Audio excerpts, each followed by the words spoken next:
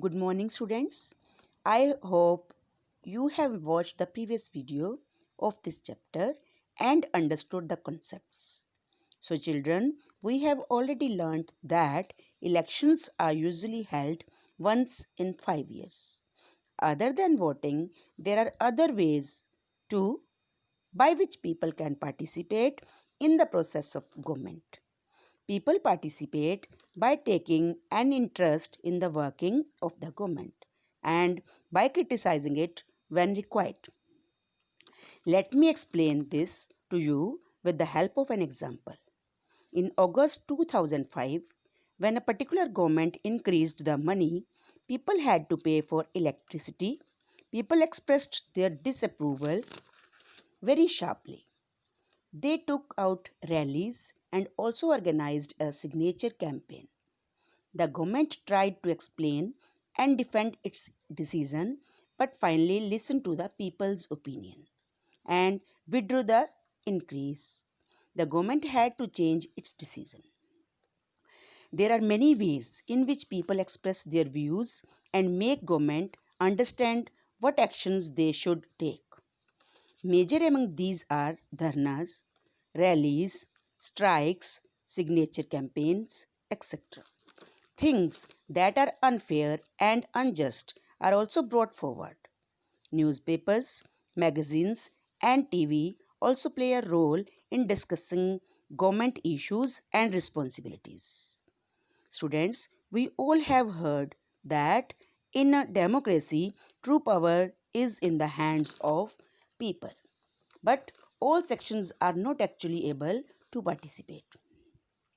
Another way to participate is by organizing themselves into social movements that can challenge the government and its functioning. Members of the minority community like Dalits, Adivasis, women and other participate in this way. If a country's people are aware and interested in the functioning of government, its democratic character will be stronger. Students, can you tell what we learned in Maya's story? We observed that conflicts can lead to violence and death because of the dominance of one group over other. Conflicts occur when people of different cultures, religions, regions, or economic backgrounds do not get along with each other, or when some among them feel they are being discriminated against.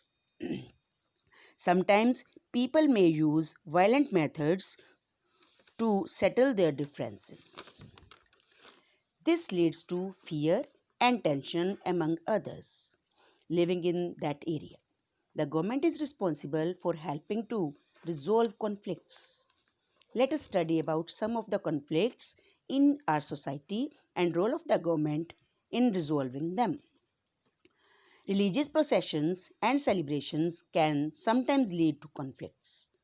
The government, particularly the police, play an important role in getting representatives of concerned communities to meet and try and arrive at a solution. At times, there is fear that violence may erupt, with people throwing stones. The police is responsible for ensuring that violence does not take place. You will be surprised to know that rivers too can become a source of conflict between states. A river may begin in one state, flow through another, and end in third. The sharing of river water between different states the river goes through is becoming an issue of conflicts. For example, you may have heard about the Kaveri water dispute between Karnataka and Tamil Nadu. The water stored in Krishna Raja Sagar Dam in Karnataka is used for irrigating a number of districts and for meeting the needs of the city of Bengaluru. The water stored in Metter Dam in Tamil Nadu is used for crops grown in the delta region of that state. A conflict arises because both dams are on the same river.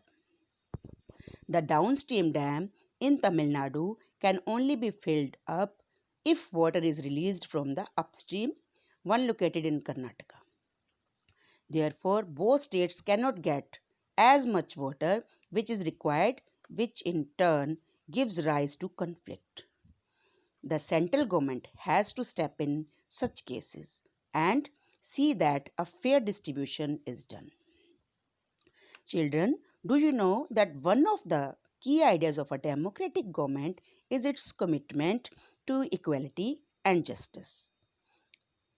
These two are inseparable. The earlier practice of untouchability is now banned by law.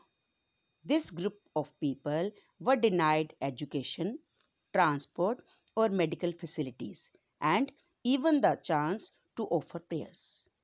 Dr. Ambedkar and many others like him realized that such practices must not continue and justice would only be served when people are treated equally. The government also released this fact and makes special provisions for lower caste and unequal considered groups. For example, girls are often not cared as boys. This means it is unjust. So, government steps in to promote justice by providing special provisions for girls that can enable girls to overcome injustice. Less fees for girls in schools and colleges is one such step.